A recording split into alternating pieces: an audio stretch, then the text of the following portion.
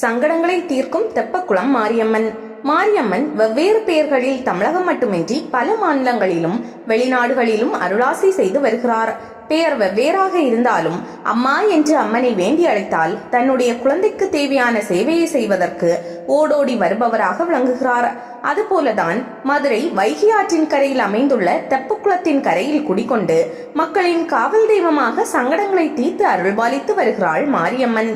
இந்து சமய அறநிலையத்துறையின் கட்டுப்பாட்டில் மதுரை மீனாட்சி சுந்தரேஸ்வரர் கோயில் நிர்வாகத்துக்குட்பட்டது வண்டியூர் தெப்பக்குளம் மாரியம்மன் கோவில். 1000 ஆண்டுகளுக்கு முன்பு மதுரை மாநகரை கூன்பாண்டியன் என்ற மன்னன் ஆட்சி புரிந்தார். அப்போது மதுரையின் கிழக்கே தற்போது கோவில் அமைந்துள்ள பகுதி மகிழம் மரங்கள் நிறைந்த காடாக இருந்தது. அதனை திருத்தி அருகே வைகை ஆற்றில் கிடைத்த அம்மனை தெற்கு கரையில் தற்போது கோயில் அமைந்துள்ள பகுதியில் பிரதிஷ்டை செய்து வழிபட்டதாக அறியப்படுகிறது.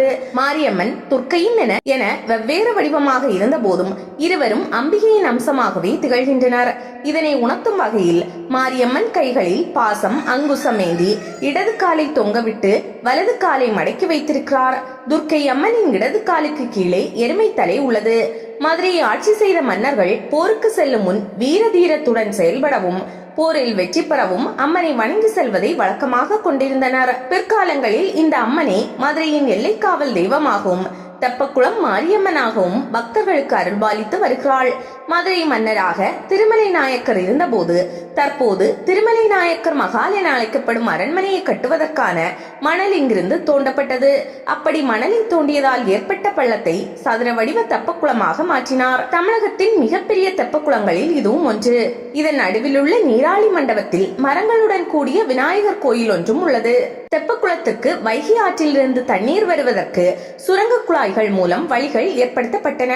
இந்த தெப்பம் தோண்டும் போது கிடைத்த விநாயகர் சிலையே மீனாட்சி அம்மன் கோயிலில் முக்குருணி விநாயகராக பிரதிஷ்டை செய்யப்பட்டது. தைப்பூசத்தன்று மீனாட்சி அம்மனுக்கும் சுந்தரேஸ்வரருக்கும் தெப்பத் திருவிழா நடைபெறுகிறது. இத்தெப்ப திருவிழாவை காண லட்சக்கணக்கான மக்கள் திரண்டு மதுரைக்கு வருவார்கள்.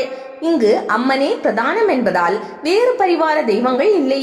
அரச மரத்தின் அடியில் விநாயகர் மற்றும் பேச்சியம்மன் உள்ளனர். அம்மை நோய், தோல் நோய்கள், குழந்தைகளுக்கு ஏற்படும் நோய்கள், தீராத நாள்பட்ட நோய்கள், குடும்ப பிரச்சனைகள், தொழில் பிரச்சனைகள் தீர பக்தர்கள் வேண்டிக் கொள்கின்றனர். திருமண தடை நீங்கவும் குழந்தை பேறு கிடைக்கவும் வேண்டுதல் செய்து நேர்த்திக்கடன் செய்கின்றனர். வேண்டிய காரியங்கள் நிறைவேறினால் அம்மனுக்கு அக்னி சட்டி, பால் குடம், மாவிளக்கு எடுத்து நேர்த்திக்கடனை நிறைவேற்றுகின்றனர். அம்மனுக்கு அபிஷேகம் செய்யப்படும் தீர்த்தத்தை பருகினால் சகல நோய்களும் நீங்கும் என்பதால் பக்தர்கள் தீர்த்தம் வாங்கி செல்கின்றனர். மேலும் பக்தர்கள் எலுமிச்சை தீபமேற்றியும் வழிபடுகின்றனர். உள்ளம் உருகி வேண்டி நிற்கும் பக்தர்களின் சங்கடங்களை தீர்த்தருளும் மகா சக்தியாக விளங்குகிறார் தெப்பக்குளம் மாரியம்மன்.